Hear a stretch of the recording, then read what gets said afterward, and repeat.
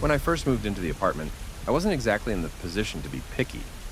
My last lease had ended suddenly after the building was condemned, and I was scrambling to find somewhere cheap, available, and not a total dump. This place checked those boxes, even if it had a kind of stale, heavy air that clung to the walls. It was one of those old buildings where every hallway smells faintly different, where the paint has been redone so many times it almost feels like layers of skin, and where you can hear things through the walls. Not voices exactly, but the soft thud of movement, like someone walking barefoot just on the other side. The landlord gave me a quick tour, and I noticed right away that the floor plan seemed odd. The bedroom was much smaller than I expected from the outside of the building. The wall opposite my bed was thicker than it should have been. I made a joke about it to the landlord, something like, "Is there a secret panic room back there?" He didn't laugh. He just said, "It's an old building. The walls are weird sometimes," and moved on. I didn't think much of it until my third night there, when I decided to rearrange the bedroom furniture.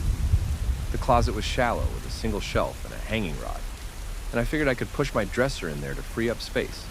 But when I pulled everything out, I noticed the back panel of the closet wasn't the same as the other walls. It was a separate piece of wood, slightly lighter in color, with a thin seam running all the way down the right side. I tapped it, hollow. I pressed on the seam and felt something give.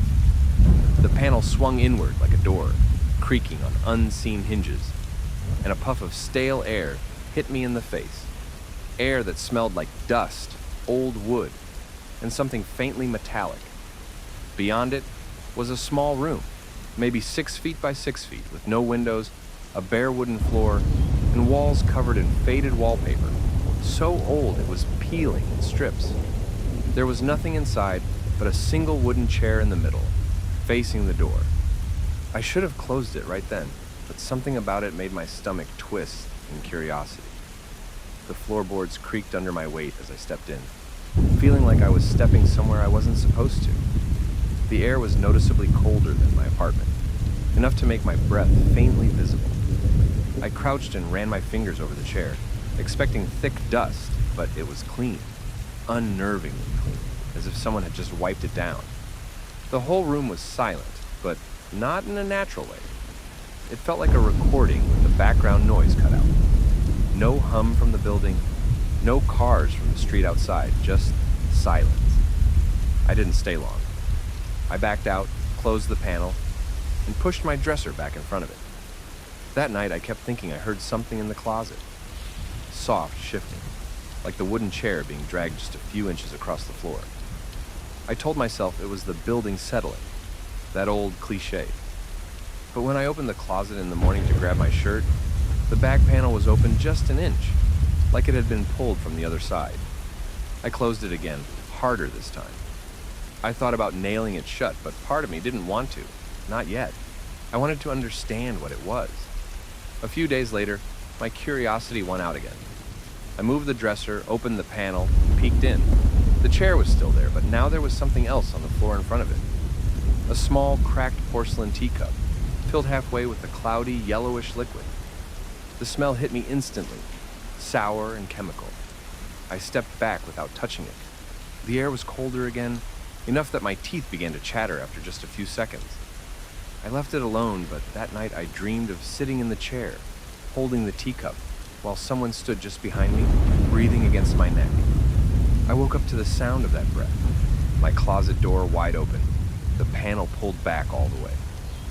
And from the darkness of that little hidden room, I could hear something wet dripping onto the wooden floor. I didn't go back into that little room for 2 days, not after waking up to the sound of that dripping and seeing the panel fully open. I kept the closet door closed, but I couldn't stop myself from glancing at it whenever I passed. The thing is, it wasn't just fear. It was that gnawing pull in the back of my head, the kind of curiosity that makes you want to peel back a bandage even when you know it'll hurt.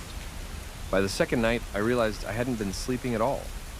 Every time I closed my eyes, I imagined the chair facing me, the teacup still there, the smell of that sour liquid, and the almost imperceptible shift of air when someone moves behind you. Around 3 in the morning, I gave up on sleeping, turned on my lamp, and decided I'd check the room again. just to prove to myself that there was nothing there. No person, no dripping, just some forgotten storage space that my brain was turning into a horror movie. I moved the dresser, opened the panel, and shined my flashlight. The chair was still in the middle. The teacup was gone. And on the wall behind the chair, something new appeared. A set of long, vertical scratches carved into the peeling wallpaper, deep enough to cut into the wood beneath. 4 of them, uneven in length, starting high up and dragging down toward the floor. They looked deliberate, not like some random accident, but like someone had dug in with their nails or claws and pulled down with force. I should have closed it right there, but instead, I stepped inside, flashlight trembling in my hand. The cold was worse this time. Not like a draft, but like walking into a freezer where the air sticks to your lungs.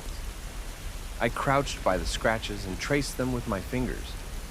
The wood was splintered, sharp.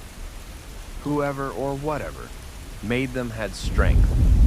The floor under my feet felt subtly different too, like some of the boards were looser than the rest. I pushed on one with my heel and heard a faint hollow thunk. When I crouched and pried it up with my fingers, I found a small gap underneath. My flashlight beam caught something pale, bone. At first, I thought maybe it was a piece of chicken or something someone had dropped there years ago, but when I reached down and touched it, it was smooth, curved, and unmistakably human. A fragment of a jawbone. The teeth were still in it. I stumbled back, heart hammering, and nearly dropped the flashlight. That's when I heard it. A sound that made every part of my body lock up. It was coming from just behind me. Soft, slow breathing, wet and irregular, like someone whose lungs were full of fluid. I turned fast, shining the light around, but the room was empty. Completely empty. Still, the breathing didn't stop. I realized with an awful sort of clarity that it wasn't coming from anywhere I could see. It was coming from the walls. I backed up toward the panel, my flashlight shaking so much the beam jittered across the wallpaper. The breathing got louder, like whoever was inside the walls was pressing their mouth to the wood just inches from my ear. And then, from somewhere inside the wall to my left, I heard a voice whisper my name. Not loud, not sharp, just slow, drawn out, and absolutely certain. It was my name in my voice. That broke me. I bolted out, slammed the panel shut, shoved the dresser back into place, and didn't stop until I was out in the hallway, with my back against my neighbor's door. I must have sat there for 10 minutes, just listening, waiting for something to bang from inside my apartment. Nothing did. But when I finally worked up the nerve to go back inside, I noticed one more thing. My bedroom door was closed. I never close it when I'm alone. And when I opened it, the closet door was wide open again, the dresser dragged out of the way. I didn't even remember moving the dresser that time, but there it was, pushed halfway across the room like it had been shoved from the inside. I just stood there, frozen in the doorway, telling myself not to go near it, not to look. But I couldn't shake the feeling that if I didn't check right now, whatever was behind that panel would eventually come out on its own terms. So I stepped inside, keeping one hand on the bedroom light switch. I don't know why I thought the light would protect me, but I kept my thumb on it like a safety trigger. The closet door was open wide enough that the panel inside seemed to be waiting for me. There was no smell this time, just that heavy, suffocating cold.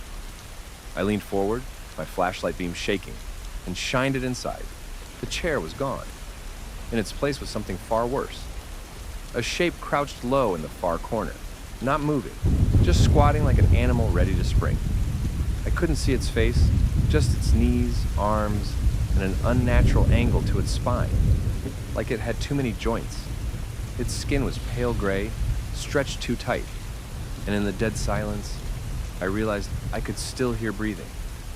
But it was no longer coming from the walls. It was coming from it. I froze, every instinct screaming to shut the panel and run. But my flashlight betrayed me. I must have moved just slightly because the beam passed over where its face should have been. That's when I saw it had no features at all. Just smooth, unbroken skin, where its eyes, nose, and mouth should have been. The thing didn't react to the light. It didn't move at all. For a second, I thought maybe it was some kind of mannequin left here by the last tenant, something my brain had twisted into a nightmare. Then it twitched, just the smallest jerk, like a glitching video frame, and slowly turned its head toward me, even though there were no eyes to see with. I slammed the panel shut so hard it rattled, shoved the dresser against it, and bolted to the front door. I didn't even think about grabbing my keys or shoes, but the deadbolt wouldn't turn. It wasn't stuck. It was holding itself in place, the knob trembling under my hand like someone on the other side was keeping it locked. I heard footsteps in the bedroom, not in the closet this time, on the floor. Slow, deliberate steps, like it was just taking its time coming out. My breath went ragged. The steps stopped halfway through the apartment. The silence stretched until my ears rang.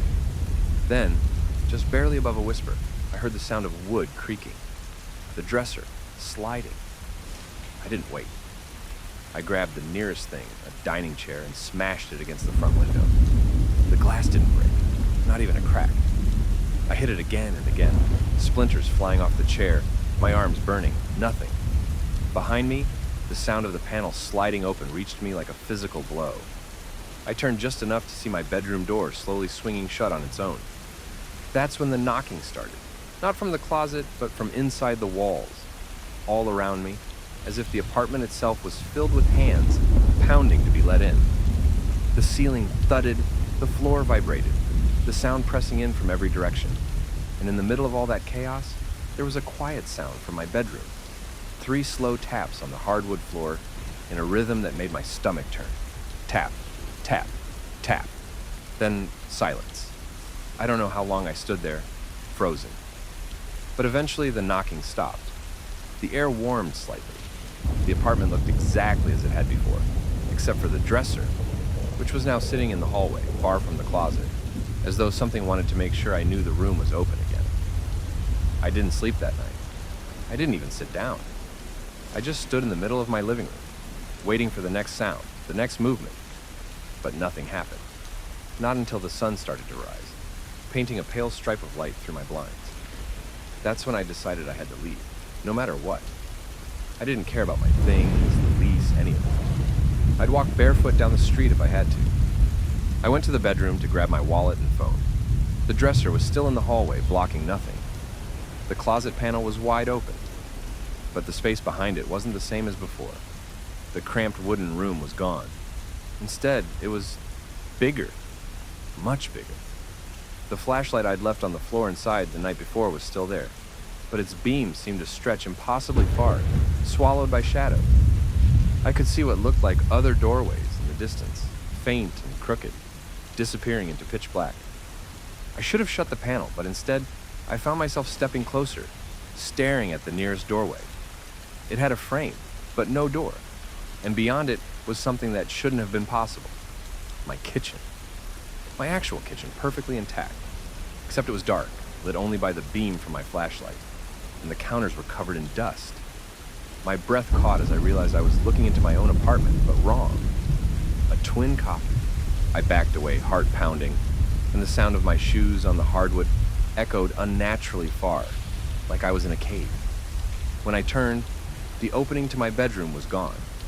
Just more hallways, more doorways. And far off in the distance, I could hear that same tap, tap, tap, echoing from somewhere unseen. Panic hit hard. I ran. I didn't even think. I just sprinted toward the first hallway that seemed like it might lead somewhere. My flashlight beam swung wildly, catching glimpses of things I couldn't process. Walls that breathed slightly, floorboards that bulged under invisible weight, a figure at the end of a corridor that stepped out of sight when I looked directly at it. I don't know how long I ran, but eventually I found myself standing in front of another doorway. This one had a door, my exact front door, with my apartment number. My shaking hands grabbed the knob, turned it, and I stumbled through. For a moment, relief. I was back in my real apartment, morning light through the blinds, the hum of the fridge. But then I noticed the small things. My coffee table was flipped upside down. The calendar on the wall was showing the wrong month, 3 months ahead.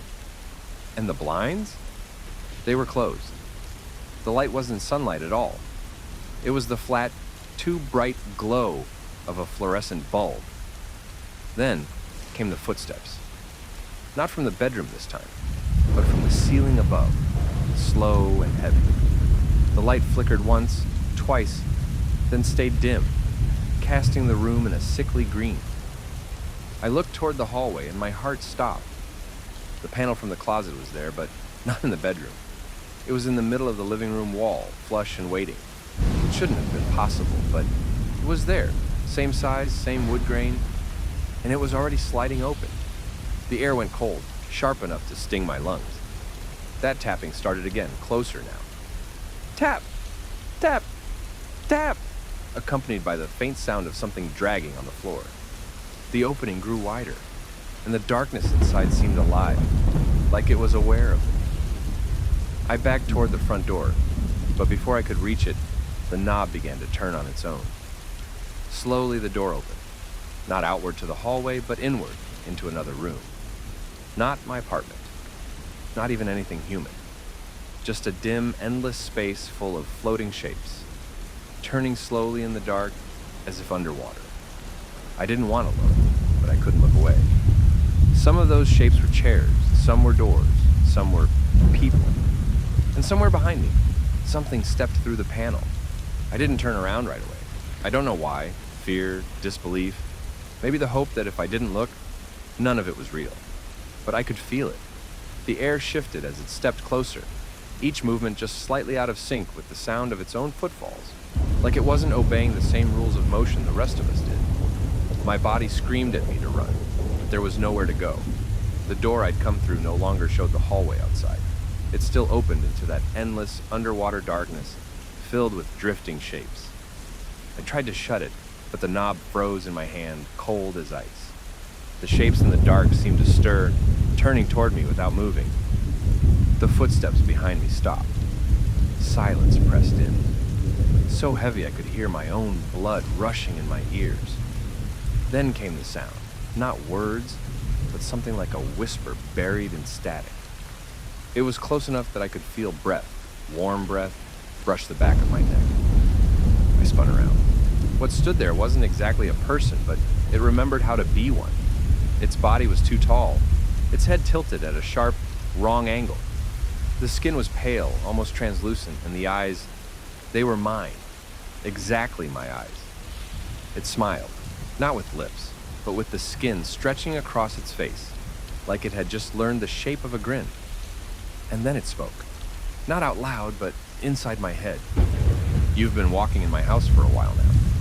I staggered back, hitting the wall. My flashlight was still in my other hand, but when I shined it at the thing, the beam bent around it, like the light didn't want to touch it. What do you want? I managed. The thing didn't blink. To keep you. To know what it's like to be you, in the other place. I realized then what it meant. The room, the impossible hallways, the copy of my apartment, this wasn't just some haunted space. It was a bridge, a place between realities, and it was trying to cross over into mine.